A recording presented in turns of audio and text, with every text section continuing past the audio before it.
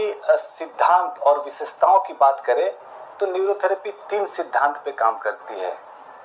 सबसे पहला सिद्धांत तो यही है कि ब्लड एक ऐसा चीज है जो हमारी बॉडी के हर एक सेल तक पहुंचता है।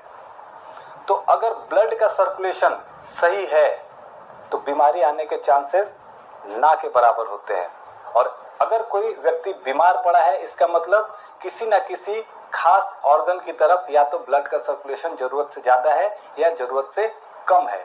तो हमारे न्यूरोथेरेपी का सबसे पहला सिद्धांत यही है कि हम न्यूरोथेरेपी उपचार में ब्लड के सर्कुलेशन को ठीक करते हैं। दूसरे अगर सिद्धांत की बात करी जाए तो न्यूरोथेरेपी यह मानती है कि हमारा नाभि हमारे पूरे शरीर का केंद्र है और नाभि के साथ हमारा पूरा शरीर जुड़ा हुआ है। अतः अगर नाभि में थोड़ी सी भी गड़बड़ी आ जाए तो उसका परिणाम बहुत भयंकर हो सकता है। तो दूसरे सिद्धांत के रूप में हम लोग सबसे मेन वर्क नाभि सेटिंग के ऊपर ही करते हैं। तीसरा सिद्धांत है पाचन तंत्र से जुड़ा हुआ और उसको हम लोग न्यूरोथेरेपी की भाषा में अनडाइजेस्टेड फूड कहते हैं। जो भी हम खाते हैं, नॉर्मली हम ऐसा सोच के खाते हैं कि वो भोजन पचेगा और हमारे शरीर के काम में आएगा।